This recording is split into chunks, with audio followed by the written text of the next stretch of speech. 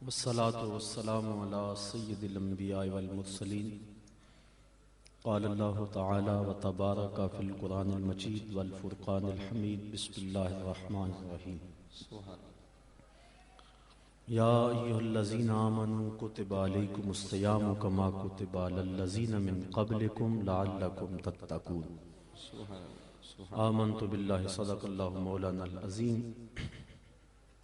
وصدق رسوله النبی الکریم الرؤوف الرحیم اللہم نور قلوبنا بالقرآن وزین اخلاقنا بالقرآن وادخلنا الجنة بالقرآن ونجنا من النار بالقرآن قال اللہ تعالی وتبارک فی شان حبیبہ مخبرا وآمرا ان اللہ وملائکتہ یصلون علی النبی یا ایھا الذین آمنوا صلوا علیہ وسلموا تسلیما الصلاۃ والسلام علیک یا رسول اللہ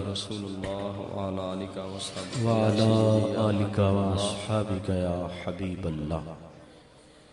تمام حمد و ثنا، تعریف و توصیف اللہ جل مجدہ الکریم کی ذات پاک کے لیے جو خالق کائنات بھی ہے اور مالک شش جہات بھی۔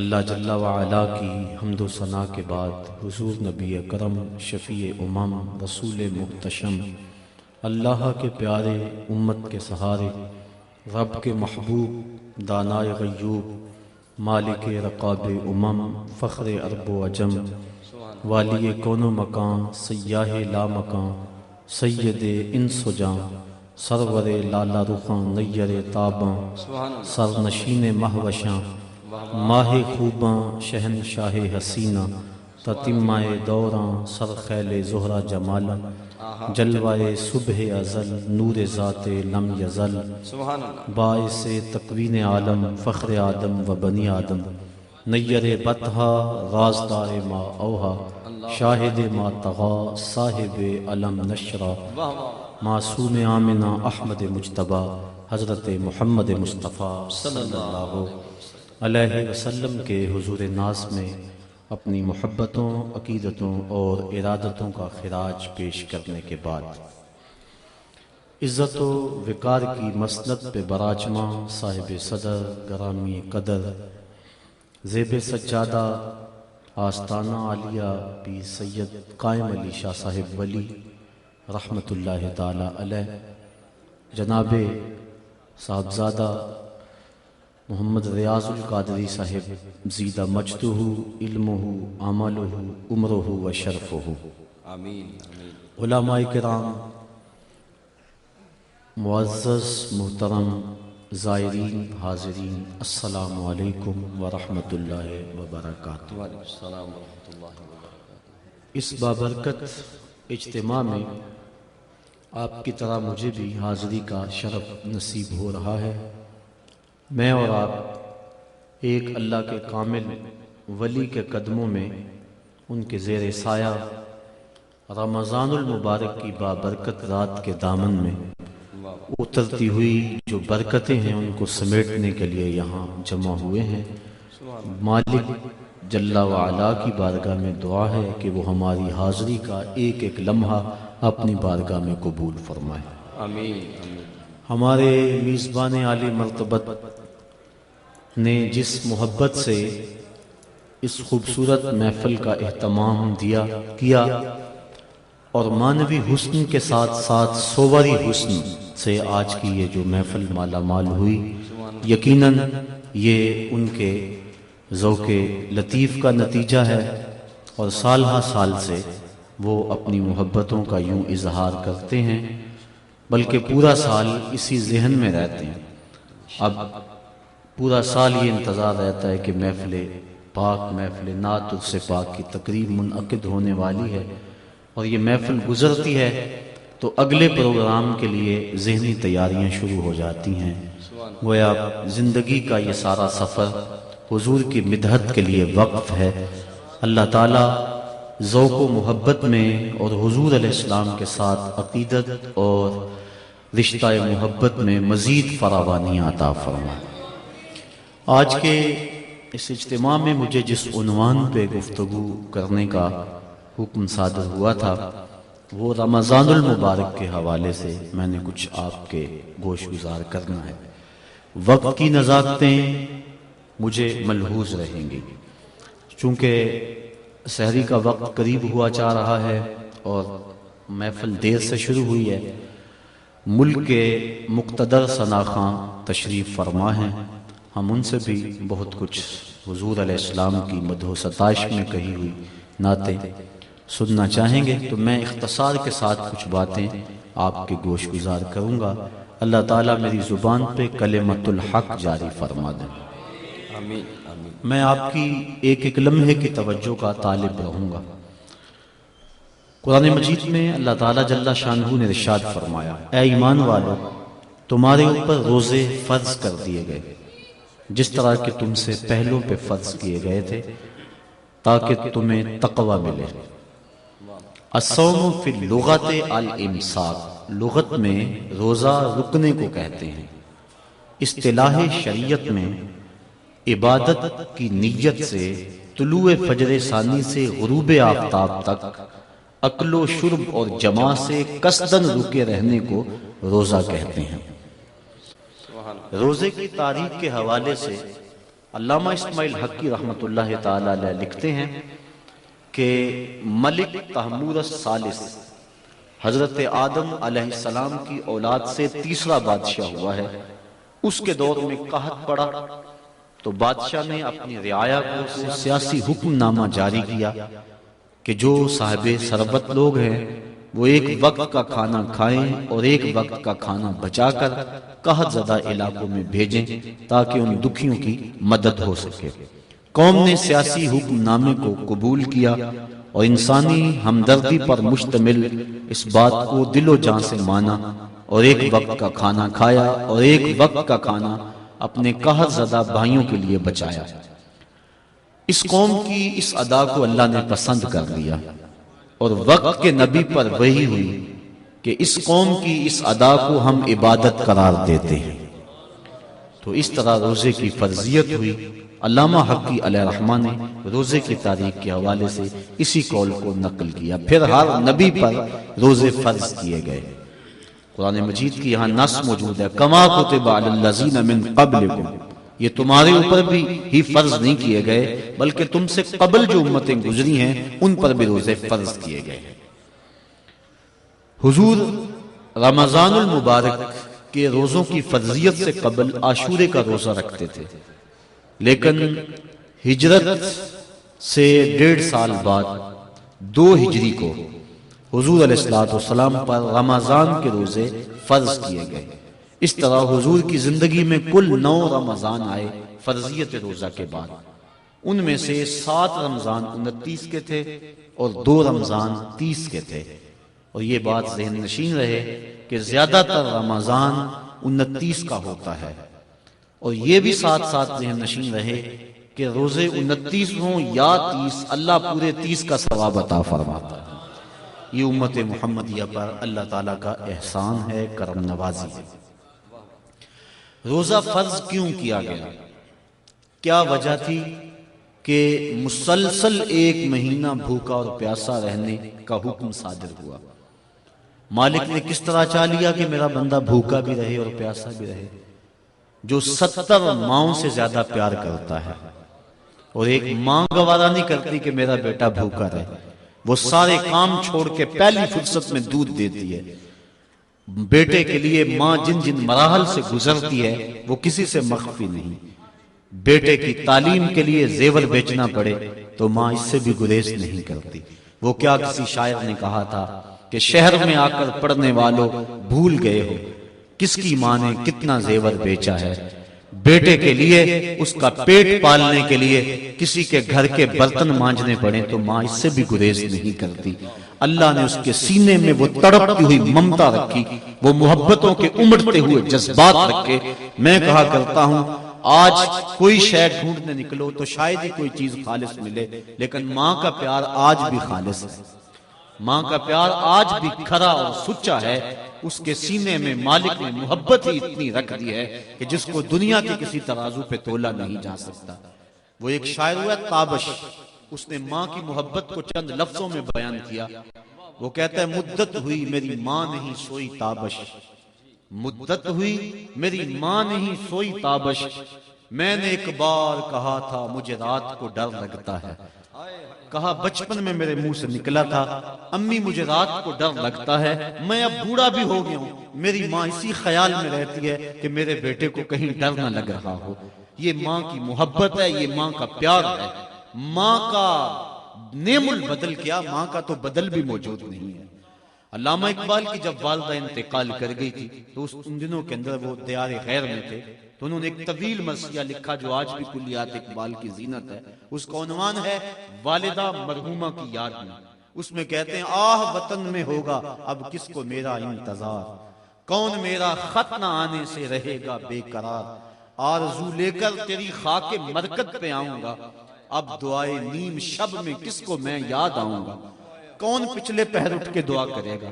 استاد سے بھی تو کہنا پڑتا ہے نا حضور دعاؤں میں یاد رکھنا، شیخ سے بھی عرض کرنا پڑتا ہے اپنی دودھ دودھ راتوں میں مجھے نہیں بھولنا، حاجی کو معتمر کو عرض کرنا پڑتا ہے سین حرم میں مسجد نبوی کی بہاروں میں مجھے یاد رکھنا ہے. کبھی ماں کو بھی کہنا پڑا امی دعا کرنا. ماں کے ہاتھ اٹھے رہتے ہیں، اور یہ بات ذہن نشین کر لیں جب ماں کے ہاتھ اٹھ جائیں تو اجابت کے سارے دروازے کھل جاتے ہیں.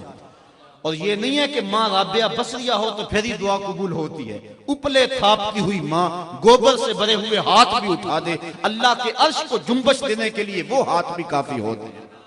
ماں جب بولتی ہے تو اس کے لہجے میں جبریل بولتا ہے، اور جب ماں مسکراتی ہے لگتا ہے جنت کی ساری کلیاں چٹکنے لگی ہیں. ماں کے لہجے میں اتنی مٹھاس ہے ساری دنیا کا شہد نچوڑ دیا جائے اتنی مٹھاس پیدا نہیں ہوتی جتنی ماں کے لہجے میں مٹھاس مالک نے رکھ دی گئی.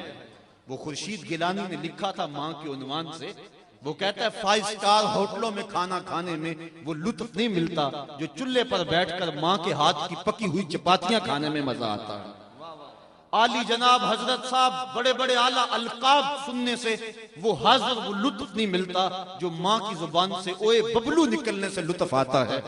ماں کا سینہ محبتوں کا خزینہ ہے، اور ماں کے سینے کے اندر مالک نے اتنا پیار رکھ دیا ہے کہ جس کا دنیا پر نعم البدل کیا بدل بھی نہیں ہے. غور کیجئے ماں کے سینے میں اتنا پیار کیوں ہے؟ اس لیے کہ اس نے بیٹے کو جنم دیا ہے. میں آپ کی توجہ چاہوں گا، ماں نے بیٹے کو جنم دیا ہے، اتنا پیار ہے کہ دنیا کے کسی ترازو پہ نہیں تولا جا سکتا. جس نے جنم دیا ہے اس کو اتنا پیار ہے، اور جس نے خلق کیا ہے اس کو کتنا پیار ہوگا. جس نے جنم دیا ہے اس کو اتنی محبت ہے، جس نے تخلیق کیا ہے اس کو کتنا پیار ہوگا. اس لیے کہا نا یا ایھا الانسان ما غرک بربک الکریم الذی خلقک فسواک فعدلک فی ای صورت ما شاء رکبک. انسان اس رب کو بھول گیا ہے.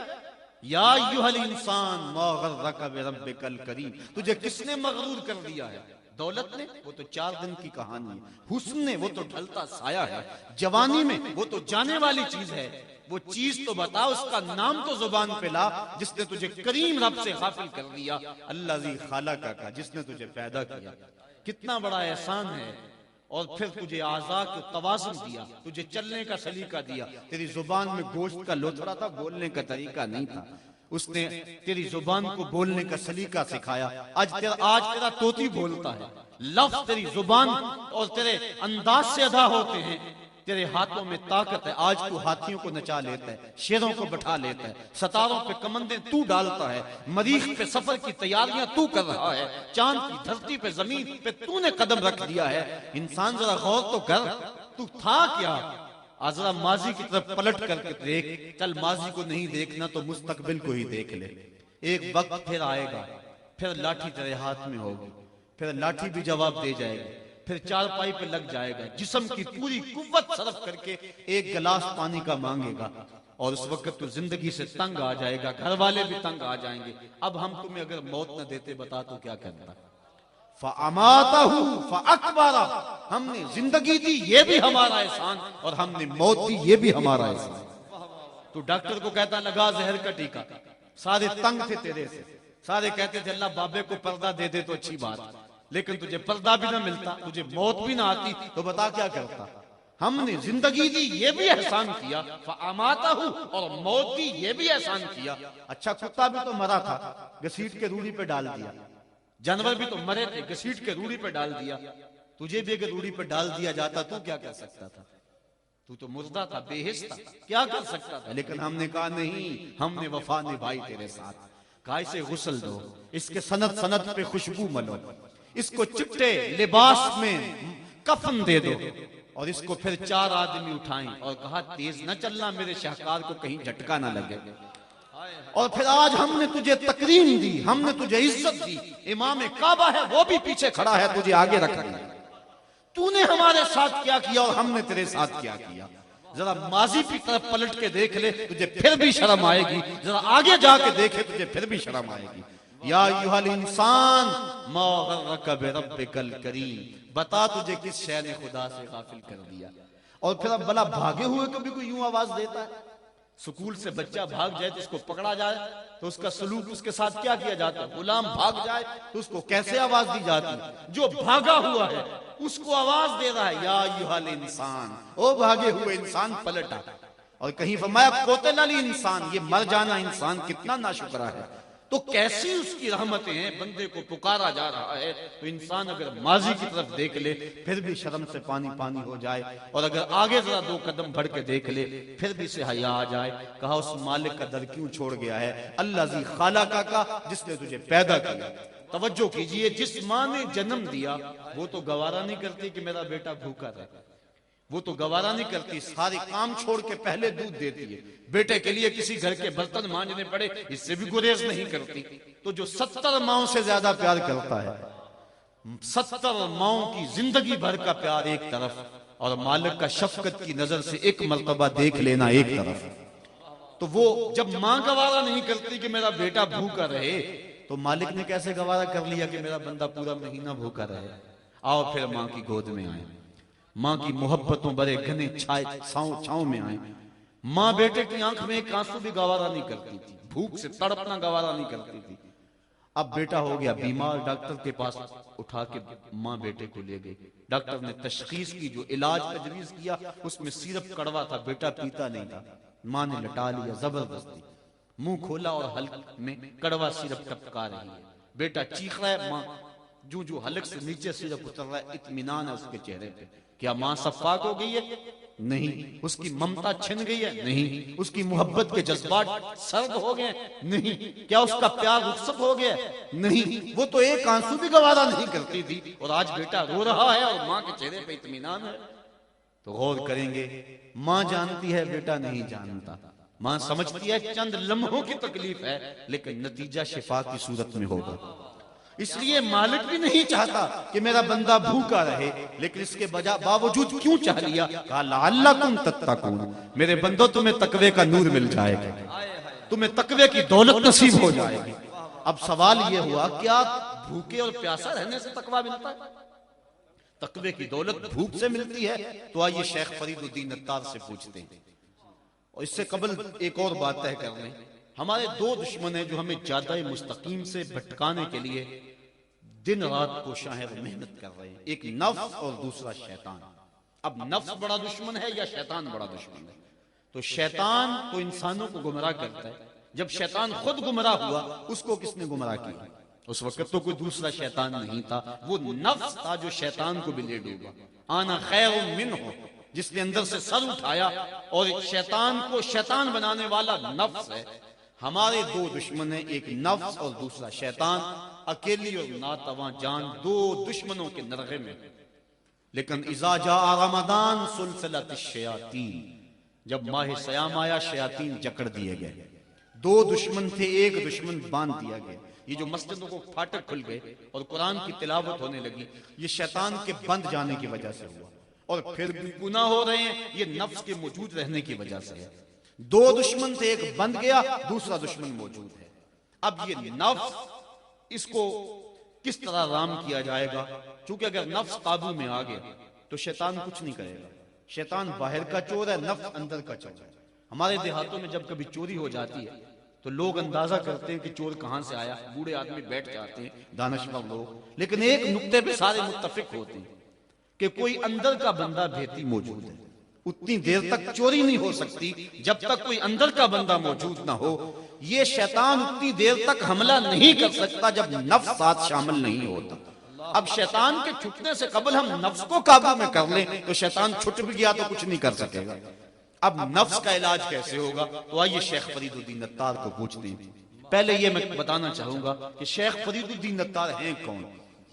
علامہ اقبال کے روحانی مرشد ملا رومی رحمۃ اللہ تعالی علیہ کا ایک شعر ان کے تعارف کے لیے پیش کرتا ہوں.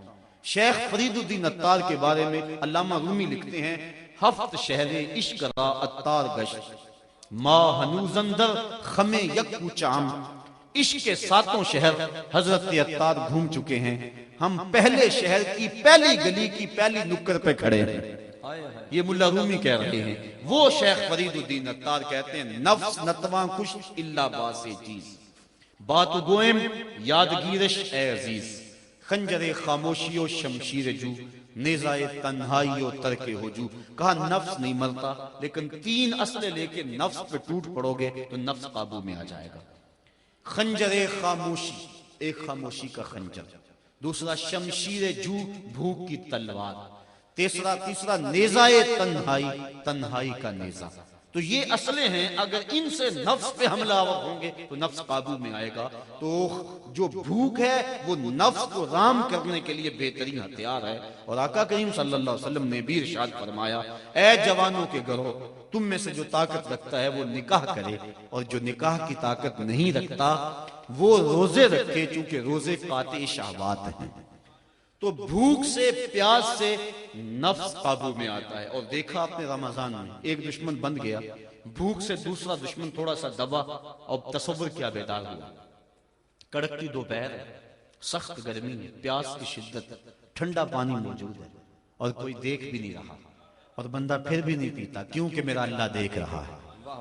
یہ کیسا پختہ عقیدہ ہے. بلکہ غسل کرتا بھی احتیاط کرتا ہے، کوئی ہلکا، کوئی حلق سے نیچے قطرہ ٹپک نہ جائے. وہ جو ڈٹ کے گناہ کرتا تھا وہ اندر تنہائی میں ڈر رہا ہے. یہ مالک پہ یقین و اذعان پیدا ہوا کہ میرا مالک مجھے دیکھ رہا ہے. اگر اس عقیدے کو اپنے اوپر ہم وارد کر دے تو گناہ مشکل ہی نہیں، ناممکن ہو جاتا. 7 دروازے بند ہیں، تالے لگے ہوئے، بت کے اوپر بھی پردہ ڈال دیا. اور زلیخا بولی: ہے تالک، اب تو آ جاؤ نا، اب تو کوئی نہیں دیکھ رہا. تو یہی عقیدہ کار فرما ہوا. تو حضرت یوسف علیہ السلام نے کہا: قال معاذ اللہ، اللہ کی پناہ، تو اپنے بت کے آگے پردہ ڈال لیا، اپنے خدا سے چھپ گئی. میرا خدا تو 7ویں کوٹھڑی میں بھی دیکھ رہا ہے. اور پھر اتنی روشنیاں برسی کہ گناہ کا تصور بھی محال ہو گیا. یہ یقین کہ میرا مالک مجھے دیکھ رہا ہے انسان کے لیے گناہ کو مشکل بنا دیتا ہے. حضور نبی رحمت، شفیع معظم، رسول محتشم صلی اللہ علیہ وسلم نے ارشاد فرمایا: سبعۃ یظلھم اللہ تعالی فی ظلہ یوم لا ظل الا ظلہ، امام عادل وشاب نشأ فی عبادت اللہ، ورجل قلبہ معلق بالمساجد، ورجل دعته امرأة ذات منصب وجمال فقال انی اخاف اللہ، ورجلان تحابا فی اللہ اجتمع علیہ وتفرقا الیہ، ورجل تصدق بصدقة فأخفاها حتى لا تعلم شماله ما تنفق يمينه، ورجل ذكر الله خاليا ففاضت عيناه او كما قال. بخاری میں بھی روایت، مسلم میں بھی روایت، نسائی میں بھی روایت. حضور فرمایا 7 اشخاص ایسے ہیں قیامت کے دن جب کوئی سایہ نہیں ہوگا، اللہ انہیں اپنے عرش کا سایہ نصیب فرمائے. اور قیامت کے دن جب دھوپ کڑک رہی ہوگی اور سورج 1.25 میل پہ ہوگا، زمین تانبے کی ہوگی، اب رخ الٹا پھر سیدھا ہو جائے گا، اور لوگ اپنے اپنے گناہوں کے سبب سے پسینے میں شرابور ہوں گے. کوئی ٹخنوں تک، کوئی گھٹنوں تک، کوئی کمر تک، کسی کو پسینے کی لگام دی جائے گی. اور یہ بات بھی ذہن نشین رہے، وہ پسینہ اس پسینے کی طرح کا نہیں ہوگا، بلکہ علماء لکھتے ہیں، امام ابن رجب حنبلی لکھا کہ اگر اس کا ایک قطرہ اب زمین پہ ڈال دیا جائے، اس کی بدبو سے انسان تو انسان رہے، جانوروں کے دماغ پھٹ جائیں. اور اس کی گرمی اور اس کی حدت کا عالم یہ ہے، احد پہاڑ کے اوپر اس کا ایک قطرہ رکھ دیا جائے تو احد پہاڑ پگھل جائے اس پسینے سے کی گرمی کی وجہ سے. لوگ اپنے اپنے اعمال کے لحاظ سے اس پسینے میں شرابور ہوں گے. لیکن فرمایا 7 اشخاص ایسے ہوں گے جنہیں قیامت کے دن اللہ اپنی عرش کا سایہ عطا فرمائے گا. وہ 7 کون ہوں گے؟ امام عادل، ایک عادل حکمران جو حکمرانی بھی کرے اور عدل کے اصولوں کو بھی نہ چھوڑے. اللہ اکبر، امام عادل۔ دوسرا وشاب نشا فی عبادت اللہ، وہ جوان جس کی جوانی اللہ کی عبادت میں گزرے۔ کام تو بڑا مشکل ہے، لیکن سنیے حضور ارشاد فرماتے ہیں انا حبیب اللہ الشاب التائب حبیب اللہ، لوگوں میں اللہ کا حبیب ہوں، اور جو جوان جوانی میں توبہ کرے وہ بھی اللہ کا حبیب ہے۔ جب پنجوں میں طاقت نہ رہے، دانت ٹوٹ جائیں، اس وقت بھیڑیا بھی تسبیح پکڑ لے تو کمال نہیں ہے۔ کمال تو یہ ہے کہ جوانی میں پیشانی سجدے میں رکھی جائے اور سبحان ربی الاعلیٰ کے نغمے الاپے تھے۔ جوانوں، جوانی میں جو رونے کا مزہ ہے وہ بڑھاپے میں نہیں ہے۔ اقبال کہتا ہے رومی ہو راضی ہو عطار ہو کہ غزالی، کچھ ہاتھ نہیں آتا بے آہ سحر گاہی، سحری کے خیر بڑھاپے میں بھی اگر اللہ تعالیٰ توبہ کی توفیق عطا کر دے تو یہ بھی بڑی دولت ہے۔ کئی لوگ ایسے ہوتے ہیں قبر میں ٹانگیں ہوتی ہیں لیکن گناہوں سے مسلسل باز نہیں آتے۔ وہ کیا کہا میاں محمد بخش عارف کھڑی نے، بڑی ستھری اور پاکیزہ تنقید کی۔ فرماتے ہیں ہڈیاں کمبن گوڈے کھڑکنتے، اڑ گیا لک تیرا، اجے بھی بدیوں باز نہ آئیں جیو مرد دلیرا، یا ایوہ الانسان ما غرکا بربک الکریم۔ اگر بڑھاپے میں بھی مل جائے توفیق توبہ تو یہ بھی بڑی دولت ہے۔ انما الاعمال بالخواتین، اعمال کا دار و مدار حسن خاتمہ پہ ہے، لیکن جوانی میں اگر کسی کو یہ دولت مل گئی تو بہت بڑی دولت ہے۔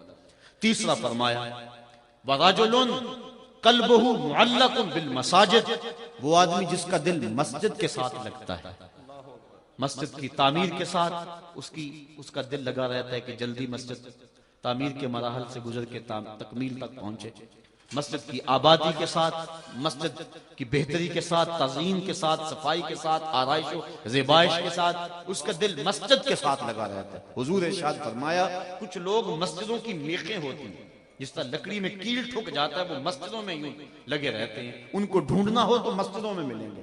فرمایا کبھی وہ بیماری کی وجہ سے مسجد میں نہ آ سکیں تو اللہ کے کچھ فرشتے ہیں جو ان کی عیادت کرنے کے لیے ان کے گھروں میں جاتے ہیں۔ اللہ اکبر، ہم تو انہیں مسیطڑ کہہ دیتے ہیں نا اپنی زبان کے اندر، سنو اس مسیطڑ کی شان۔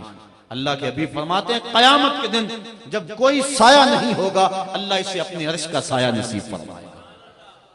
اور چوتھا شخص وَرَجُلٌ دَعَتْهُ اِمْرَةٌ ذَاتُ مَنْصَبٍ وَجَمَالٍ فَقَالَ إِنِّي أَخَافُ اللَّهِ، وہ آدمی جس کو کسی عورت نے دعوت گناہ دی، اور وہ عورت معمولی نہیں تھی، ذات منصب و جمال، حسن و جمال کی پیکر تھی، اس کی ایک ایک ادا سے سورج طلوع ہوتا تھا، اس کا حسن جو ہے وہ بہت زیادہ تھا۔ اس نے اس نوجوان کو لبھانا چاہا اور دعوت گناہ دی۔ اس نوجوان نے آگے سے کیا کہا؟ فقال انی اخاف اللہ، کہا تیری بات کیسے مانوں، مجھے اللہ سے ڈر لگتا ہے، میرا مالک مجھے دیکھ رہا ہے۔ یہ کہہ کے بچھتے ہوئے حسن کی پیشکش کو ٹھکرا دیا۔ حضور فرماتے ہیں جب قیامت کے دن کوئی سایہ نہیں ہوگا، قیامت کے دن اس شخص کو اللہ اپنی عرش کا سایہ نصیب فرمائے گا۔ یہ بات چھوٹی نہیں ہے۔ حضرت امام یافعی رحمت اللہ تعالی علیہ نے روض الریاحین کے اندر واقعہ بیان کیا ہے۔ ایک نوجوان کپڑے کی دکان پہ کام کرتا تھا اور تھا بڑا خوبصورت، تقوی کے نور سے بھی مالا مال تھا، اللہ کا ولی تھا۔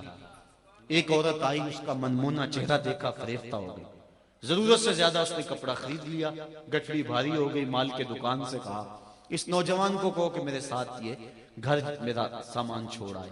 دکاندار لالچ میں آ گیا، نوجوان کو ساتھ بھیج دیا۔ جب گھر داخل ہوئی، نوجوان اندر گیا، اس نے پیچھے سے دروازہ مکفل کر دیا، حیا سوز لباس بھی اتارا اور اس کو دعوت گناہ دینے لگی۔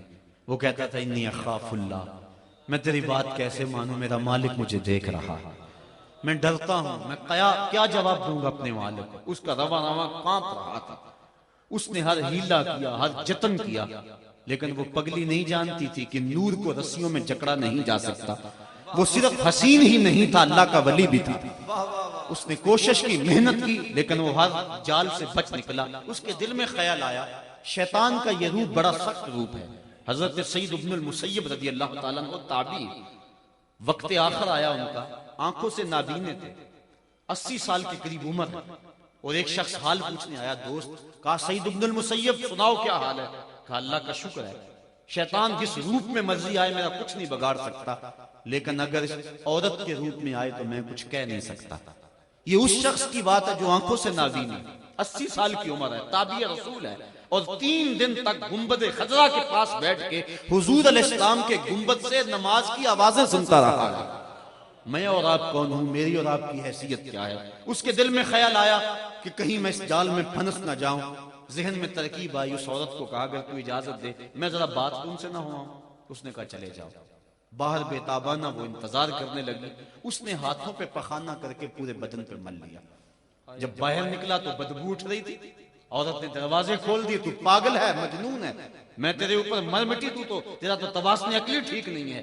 اس نے کہا مالک تیرا شکر، میرا بدن گندا ہو گیا لیکن من تو پاک رہا۔ کائنات کا سب سے حسین چہرہ وہ ہے جو جنسی کالک سے محفوظ رہے۔ اس نے کہا کہ یہ تو گندگی دھل جائے گی لیکن اگر باطن کی گندگی لگ جاتی تو پھر کیا بنتا۔ باہر جا کے ایک چشمہ تھا، امام یافعی لکھتے ہیں وہاں جا کے اس نوجوان نے غسل کیا اور پھر جب تک زندہ رہا اس کے جسم سے مشک و عنبر کی خوشبو آیا کرتی تھی، اور جب وہ مر گیا لوگوں نے دفن کیا اس کی قبر کی مٹی سے بھی خوشبو آیا کرتی تھی۔ اللہ اللہ یا رسول اللہ۔ تو روزہ یہ تصور دیتا ہے کہ میرا مالک مجھے دیکھ رہا ہے۔ کاش کہ ہم اس کو اپنے اوپر وارد کر لیں۔ پانی نہیں پیتے اللہ دیکھ رہا ہے، کھانا نہیں کھاتے اللہ دیکھ رہا ہے، جب رشوت لیتے ہیں اللہ اس وقت نہیں دیکھ رہا ہوتا، جب آنکھ بھٹکتی اللہ اس وقت نہیں دیکھ رہا ہوتا، جب خیال بہکتا ہے اللہ اس وقت نہیں دیکھ رہا ہوتا۔ اس کی تو نگاہ کا عالم یہ ہے، ارا زبیبا نملۃ السودا، کالی رات کے اندھیرے میں سیاہ پہاڑی سلسلہ ہے، ان پہاڑوں کی جڑوں کے اندر ایک گہرا غار ہے، اس غار میں چونٹی کا سوراخ ہے، اس میں کالے رنگ کی چونٹی چلتی ہے۔ تمہارے رب کا یہ دعویٰ نہیں کہ میں صرف چونٹی کو دیکھتا ہوں، نہیں، کالی رات کے اندھیرے میں شب دیجور کی ظلمتوں میں سیاہ پہاڑی سلسلے کی جڑوں میں جو گہرا غار ہے اس میں چونٹی کی سوراخ ہے، اور اس سوراخ کے اندر کالی چونٹی جب چلتی ہے اس کے پاؤں سے سینہ سنگ کے اوپر پتھر کے اوپر جو ننھی لکیر بنتی ہے جس کو کسی خوردبین سے بھی نہیں دیکھا جا سکتا، تمہارا رب اس لکیر کو اس طرح دیکھتا جس طرح دیوار چین کو دیکھتا ہے۔ تو کیا وہ ذہن میں پیدا ہونے والے خیالوں سے غافل ہے؟ وہ ہر شے کو دیکھتا ہے، اس کی نظروں سے کوئی شے پوشیدہ نہیں۔ چشم تو بھی نندائے ما فی الصدور، اقبال کہتا ہے تیری نگاہ تو سینوں کے راز بھی جانتی ہے۔ تو ہم اس خدا سے چھپ سکتے ہیں؟ وہ ہر شے کو دیکھ رہا ہے۔ تو یہ تصور کہ میرا مالک مجھے دیکھ رہا ہے انسان کے لیے گناہ کو مشکل ہی نہیں ناممکن بنا دیتا ہے۔